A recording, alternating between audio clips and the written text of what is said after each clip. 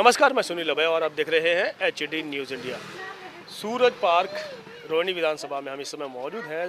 सूरज park की अभी हमने गलियां देखी, नालियां देखी और जो यहाँ का हाल है, अमूमन हम आपको बताते रहते हैं कि समस्याएं उठाने का काम हम लोग करते हैं इस अपने चैनल के माध्यम से। और जो समस्याएं आम पब्लिक की, आम जनता की हैं, चाहे वो नाली संबंधित हो, पानी संबंधित हो या अन्य कोई वेतन संबंधित हो, पेंशन संबंधित हो, उसकी हम बात करते रहते हैं। हमारे साथ मौजूद है इस समय मदन लाल जी, एडवोकेट हैं और वो भी एक समाज सेवी है। समाज की सेवा की एक मिली इच्छा कह लें या संकल्प कह लें कि उन्होंने सारी झुग्गी का पानी यहीं से निकलता है और ये पूरा का पूरा बंद पड़ा हुआ है। सफाई कब से सफाई नहीं हुई यहाँ पे? ये सफाई होती है दो महीने 3 महीने। कारण क्या है? अच्छा, स्वागत है। 1.5 महीने पहले, 2 महीने पहले हुई थी जब वो गाड़ियाँ आई थी। तो फिल्म बना के चले जाते। आप दिलाने की बात कर रहे हैं, लगता है कि आपको जनता आपके समर्थन करेगी, आपके सहयोग में आएगी और आप उनको निजात कैसे दिला पाएंगे, ये बताने की जरूर कोशिश करेंगे। जहाँ पर हम खड़े हैं, यहाँ की जनता की जो समस्या है, हमने इनसे बातचीत की। इन्होंने कहा कि हमने निगम पार्षद, दिल्ली सरकार, MCD और संबंधित विभाग से काफ़ी बार शिकायतें की हैं, लिखित में भी ओरली, लेकिन उन्होंने किसी ने भी इनकी शिकायत के बारे में नहीं सुना है। इसलिए मुझे इनकी समस्या को अपनी समस्या समझते हुए मैंने सोचा कि इनकी समस्या को सार्वजनिक किया जाए, जिससे जो संबंधित डिपार्टमेंट है, जो सरकार है, जो सोई हुई है, वो जागे और इनकी समस्याओं का समाधान करे। इसलिए मैं इनके बीच में आकर के इनकी समस्याओं को सार्वजनिक कर रहा हूँ आपके माध्यम से। जी, सरकार जो है 70-75 साल हो गए, लगभग कितनी सरकारें आई और कितनी सरकारें चली गई, मगर जो आम जनता है, जो झुग्गी बस्तियों में बस्ती है, गरीब जनता जिन्हें कहते हैं, उनके समाधान आज तक किसी ने नहीं कर पाया। क्यों नहीं हो पाता आखिर? क्योंकि जो चुनाव जीतने के समय सारे नेता यहाँ दिखाई देते हैं और चुनाव जीतने के बाद नदारद नजर आते हैं, कोई समस्या लेके जाता भी तो सुनते नहीं है। आखिर ये एक विडंबना बनी हुई क्यों है? क्या आखिर जनता, जो आम जनता है, वो करे तो क्या करे? हमारे देश की राजनीति बहुत ज़्यादा गंदी हो गई है। हाँ।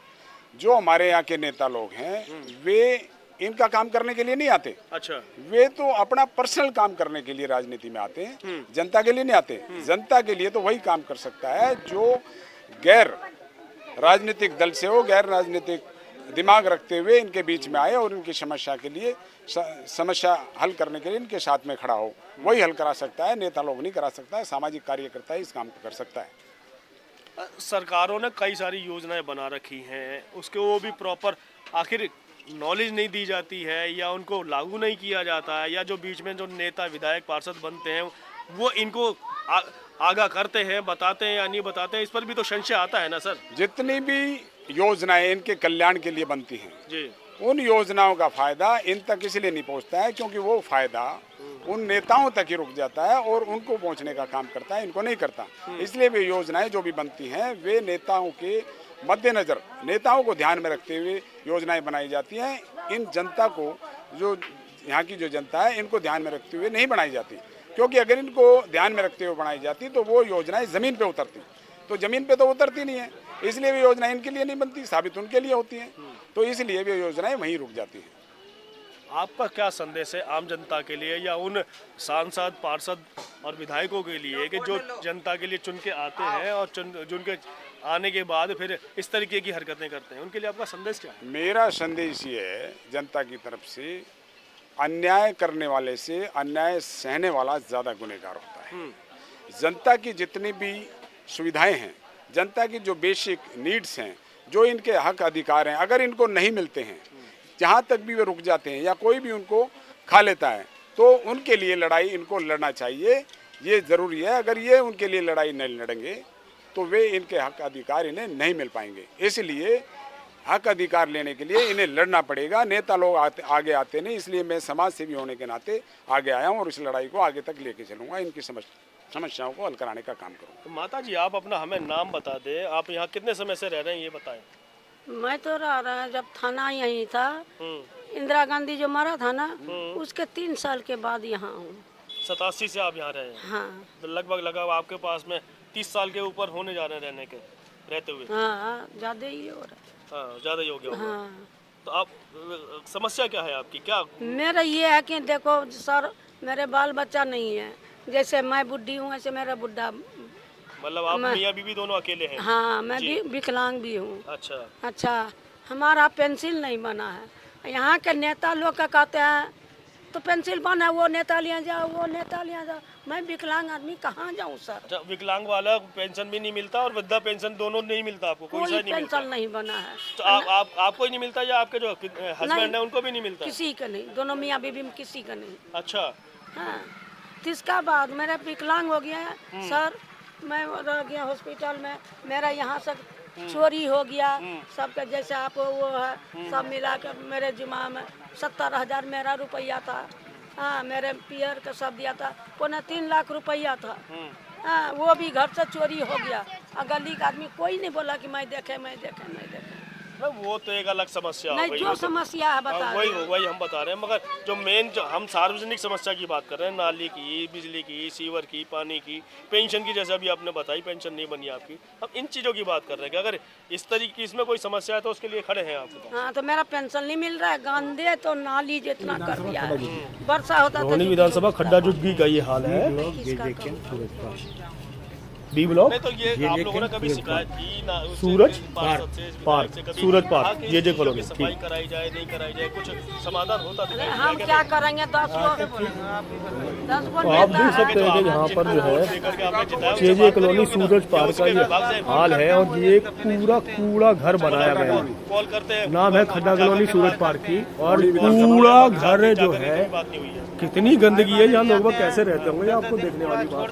कुछ सोच सकते हैं भारत की राजधानी आखिर जो वो मैंने देख लिया, इसीलिए मैंने भारत का दिल और दिल्ली की राजधानी होने के बावजूद ये हाल है। सरकार यहाँ किसी की भी रही हो, 70-75 साल होने जा रहे हैं, उसके बावजूद जो आम जनता है, आम पब्लिक है, उस पब्लिक का जो है सुधार होने का नाम नहीं ले पा रहा। कारण क्या है? वकील साहब क्या इसके वजह हम जानने की हमेशा कोशिश करते रहते हैं, लगातार करते हैं, परंतु समाधान होने के कगार पे जब हम आवाज उठाते हैं तो कुछ हद तक हल होती है, उसके बाद जब शिकस्त फिर हो जाती है। ये बड़ी विडम्बना है कि आखिर ऐसा होता क्यों है। इसका समाधान कर पाएंगे? देखिए, ऐसा है, कोई भी संबंधित विभाग और दिल्ली सरकार इनकी समस्याओं के बारे में बिल्कुल सोच, जहाँ मैं वो मैं देख रहा हूँ और हमारी ये ड्यूटी बनती है।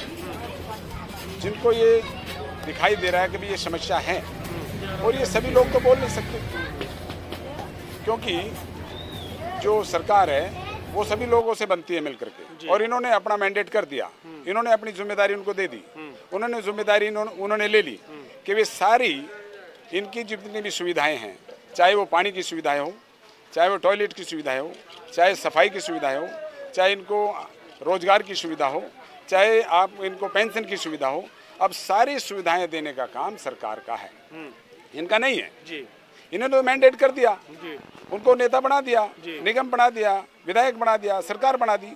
अब इनकी ड्यूटी नहीं है, वो ड्यूटी इनकी है। अगर वे इनकी समस्याओं का समाधान नहीं करते हैं तो इनकी गलती नहीं, गलती उनकी है, वे करें। तो सुधार कैसे होगा? गलती तो ना इनकी है ना इनकी, वो भी मानने को तैयार नहीं है यही, और इनकी तो समस्याएं हैं ही है। सुधार कैसे अब होगा? सुधार का तरीका ये सब लोग अपनी समस्याओं को आगे आकर के बताएं, हम उनकी समस्या किसको बताएं? बता के लोग बाग परेशान है, सुनते ही नहीं है लोग बाग। हाँ, लोग बाग नहीं सुनते हैं, वे लोग बाग नेता हैं जो नहीं सुनते हैं। हम नेता नहीं है, अच्छा, हम सामाजिक सेवक हैं। जी, सामाजिक सेवक हैं हम, नेता नहीं है। नेता लोग सुनेंगे और इस कान से निकाल देंगे। जी। वे हल क्यों करेंगे? तो क्यों? हम तो समाज सेवी हैं, हमें किसी का लालच नहीं है। हाँ। हमारा तो दर्द, इनका दर्द एक है।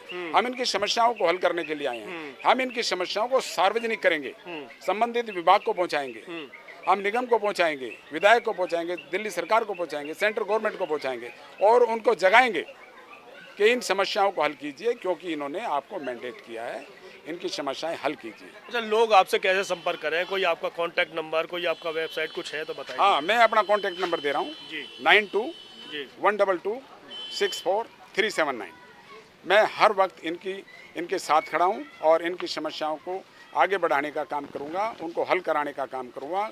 कोई भी डिपार्टमेंट हो, इनसे पहले फ़ोन करते ही वहाँ पर खड़ा पाऊँगा। एक बार अपना नंबर दोबारा रिपीट कर दें। 92-122-64379। तो ये है हमारे साथ एडवोकेट साहब, उन्होंने अपना कॉन्टैक्ट नंबर भी दे दिया। अगर किसी को कोई आम जनता के लिए समस्या की आवाज़ उठाने की कोशिश करता है तो समस्याएं बहुत हैं और उनको सहयोग भी चाहिए, मगर मदन लाल जी जैसे लोग अगर सामने आएंगे तो शायद उनको एक उम्मीद जगती है कि कोई हमारा दर्द सुनने वाला है, हमारी सहायता करने के लिए तैयार खड़ा है। अगर इस तरीके के कोई व्यक्ति आपके साथ ईमानदारी से खड़ा होता है, सबसे बड़ी बात है ईमानदारी से, क्योंकि लोग बाग पार्षद विधायक सबको बना के देख चुके हैं, 70-75 साल हो चुके हैं, उसके बाद भी आम जनता की कोई भी जो है सुनवाई नहीं होती है। वो जैसी मुसीबतें झेल रही है वो आज भी झेलती हुई दिखाई दे रही है। आपको इस वीडियो के माध्यम से देखने वाली बात ये है कि अब आगे क्या होता है क्या नहीं होता है, एक मैसेज हम आप तक जरूर पहुंचाना चाहेंगे। बात करेंगे मदन लाल जी से। जी, मैं अपने यहाँ की झुग्गी झोपड़ी और पूरी दिल्ली, पूरे देश की जनता को एक मैसेज देना चाहता हूँ कि अपराध करने वाले से अपराध सहने वाला ज़्यादा गुनहगार होता है। क्योंकि अगर आप अपराध को सहोगे तो वो और ज़्यादा ताकतवर होगा और आपकी समस्याएं कोई भी हल नहीं होगी। आप मेरे साथ खड़े हो, मैं आपके साथ खड़ा हूँ, आपकी हर समस्याओं का समाधान होगा। धन्यवाद। गलत तो नहीं है?